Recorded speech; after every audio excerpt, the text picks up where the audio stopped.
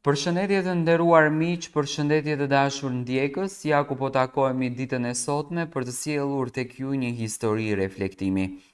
Do flasim për gjën më të shtrenjtë në jetë, për gjën më të bukur që ne e kemi në fakt edhe amanet nga Zoti. Nëna.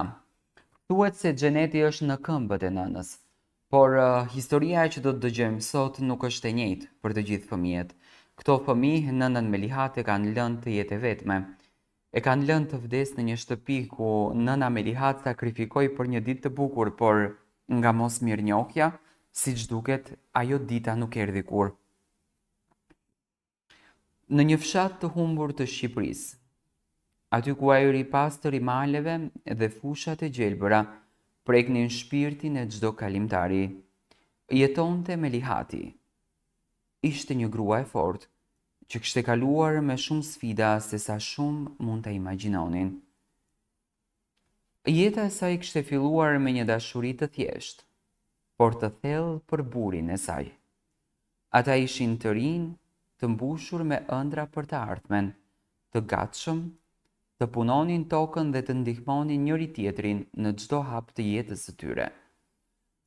Po ashtu si ndodh shpesh në jetë, jeta e Melihates mori një kthes tragjike. Burri i saj vdiq papritur, duke e lënë atë të vetme në një botë që tani dukej më e errët edhe më e frikshme. Pa asnjë mbështetje. Melihati ja mori një guxim dhe një vendim. Ajo do të kujdesej për 5 djemtë të saj. Edhe nëse kjo do të kërkonte të sakrifikonte çdo gjë për ata. Fëmijët ishin të vegjël, ende të paformuar dhe të brisht. Dhe Melihatja dinte se vetëm ajo mund të ishte mbështetja e tyre. Ajo e pa detyrën e saj si një mision të shenjtë. Dita e saj fillonte me rritjen e fëmijëve dhe përkujdesjen për tokën.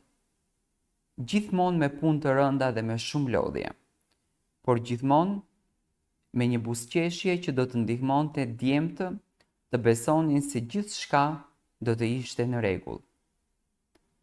Ajo asnjëherë nuk ankohej. Të gjithë e dinin se Melihati ishte nën e fortë, por brenda saj, mërzia e humbjes së bashkëshortit dhe vështirësitë e jetës e rëndonin atë çdo ditë. Melihati bëri gjithçka që mundi për të siguruar që djemtë e saj të rriteshin edhe të kishin një të ardhme të siguruar. Ajo u dha atyre dashuri të pakushtëzuar dhe gjithmonë u fliste për rëndësinë e punës edhe ndihmës ndaj njëri tjetrit. Shumë herë kishte ditë kur ato mund të kishin ngrënë vetëm bukë dhe vaj, por Melihati nuk lejonte që të prekej shpresa. Ata ishin gjithçka që ajo kishte dhe ajo do të bënte gjithçka për ato. Djemtë e Melihatit u ritën dhe siç ndodh shpesh, jetët e tyre filluan të ndërtohen në drejtime të ndryshme. Ata e donin nënën e tyre, por dëshira për të gjetur një jetë më të mirë i çoi larg ato. I pari që iku ishte besniku, i cili kishte ëndruar gjithmonë të shkojë në Greqi për të punuar.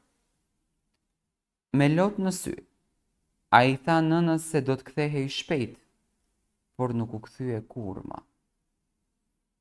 Më pas erdhën edhe 2 të tjerët, njëri në Itali e tjetri në qytet të largët, ku shpresonin se mund të gjenin mundësi më të mira për punë. Një pjesë e zemrës së Melihates ishte mbushur me krenari për arritjen e djemve të saj, por pjesa tjetër mbetej e thyer nga largësia e tyre. Ata shkuan dhe as që e kuptuan, e as që ndonjëherë u kujtuan të kthenin kokën pas.